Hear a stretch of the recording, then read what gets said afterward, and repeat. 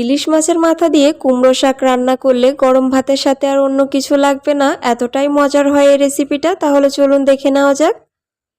প্রথমে ইলিশ মাছগুলো লবণ হলুদ মাখিয়ে রেখে দিয়েছিলাম, এখন গরম তেলের মধ্যে দিয়ে ভেজে নিব। আমি এখানে 2টা ইলিশ মাছের মাথা নিয়েছি। মাথাগুলো আমি একটু ফালি করে দিয়েছি যেন মাথাগুলো বেশ ভালো করে ভাজি হয়ে যায়। ইলিশ মাছের মাথাগুলো বেশ লাল লাল করে ভেজে আমি এখন তুলে নিচ্ছি।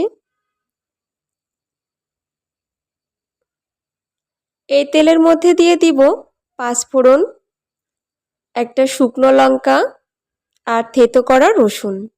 আমি এখানে একটা বড় সাইজের রসুন থেতো করে দিয়ে দিয়েছি।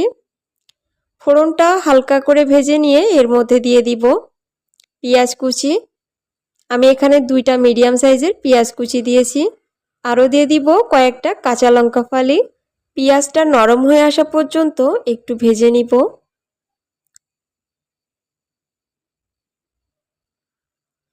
পেঁয়াজ নরম হয়ে গিয়েছে, এখন দিয়ে দিব ডুমো ডুমো করে কেটে রাখা আলু, স্বাদ মতো লবণ, হাফ চা চামচ পরিমাণ হলুদের গুঁড়ো।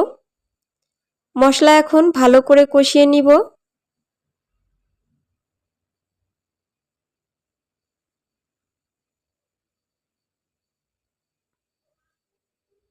মশলা কষানো হয়ে গিয়েছে, এই পর্যায়ে দিয়ে দিতে হবে ভেজে রাখা মাছের মাথাগুলো। মাছের মাথা দিয়ে আরও কিছুক্ষণ কষিয়ে নিব।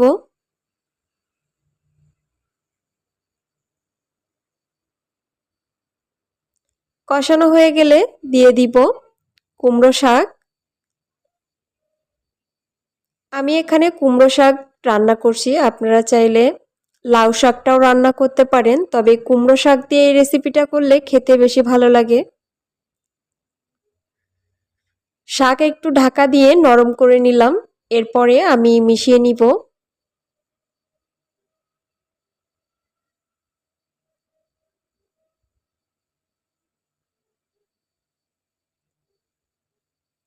শাক দিয়ে কিন্তু অনেকটাই জল ছেড়ে দিয়েছে, তাই এক্সট্রা আমি আর জল ব্যবহার করছি না।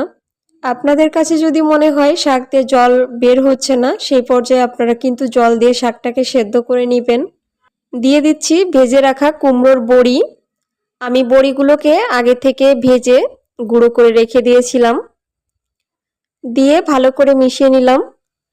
এইভাবে আরও কিছুক্ষণ রান্না করার পরে শেষে দিয়ে দিব 1 চা চামচ চিনি।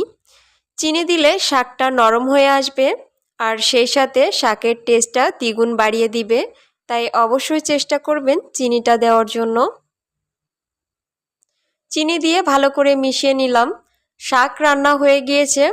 এইভাবে একবার শাক রান্না করে দেখতে পারেন, খেতে এত বেশি মজার হবে, বাসার সবাই বারবার আপনাকে রিকোয়েস্ট করবে এইভাবে কুমড়ো শাক রান্না করে দেওয়ার জন্য। যারা খেতে পছন্দ করে না তারাও এই শাকটা খেতে পছন্দ করবে।